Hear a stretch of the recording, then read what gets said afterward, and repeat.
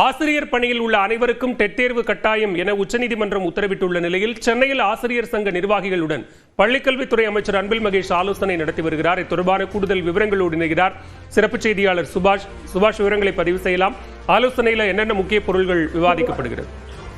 சென்னை கோட்டூர்புரத்தில் உள்ள அண்ணா நூற்றாண்டு நூலகத்துல தான் இந்த ஆலோசனை கூட்டம் அவங்க கிட்ட கருத்து கேட்பானது நடைபெற்று இருக்கிறது. டெட் தேர்வு தொடர்பாக உச்சநீதிமன்றம் வழங்கிய தீர்ப்பு மிக கவனத்தில் எடுத்துக்கொண்டு இந்த கருத்து கேட்பு கூட்டமானது நடைபெற்று வருகிறது.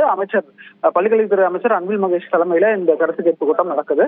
ஆசிரியர் பணியில் தொடர்வது, பதவி உயர்வு பெறுவது, ஆசிரியர் தகுதி தேர்வுல இந்த தேர்வு கட்டாயம் என்று உச்சநீதிமன்றம் இந்த தீர்ப்பை வழங்கி இருக்கிறது. தேர்ச்சி பெற்றிருப்பது கட்டாயம் என செப்டம்பர் 1 உச்சநீதிமன்றம் இதை சொல்லியிருக்காங்க. அவ்வாறு தேர்வு எழுத விருப்பம் இல்லாதவர்கள் கட்டாய ஓய்வு வழங்கலாம் எனவும் உச்சநீதிமன்றம் கருத்து தெரிவித்திருக்கிறது.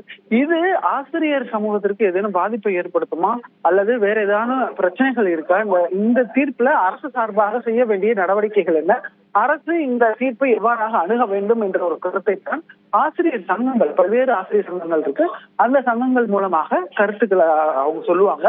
ஏற்கால பல சங்கங்கள் பங்கேற்று இருக்கிறாங்க. அந்த சங்கங்கள் சொல்லக்கூடிய கருத்தை அமைச்சரும் அதே போல துறை செயலாளர் ஆகியோர் எல்லாமே கேட்டு என்ன நடவடிக்கை எடுக்கலாம் என்பதை பள்ளிக்கல்வித்துறை சார்பாக பின்னராக அறிவிக்கப்படும். இன்றைய தினத்தில் கருத்து கேட்பு மட்டும் அவங்க கிட்ட இருந்து வாங்கிட்டு அதற்கான முடிவு என்ன செய்ய போகிறார்கள், இந்த உச்சநீதிமன்ற தீர்ப்பை எவ்வாறாக பள்ளிக்கல்வித்துறை அணுகப் போகிறது என்பதெல்லாம் இன்றைய கூட்டத்தில் பேச இருக்கிறார்கள். இறுதி முடிவு முதலமைச்சர் நாடு திரும்பிய பிறகு எடுக்கப்படும் என்று எதிர்பார்க்கப்படுகிறது.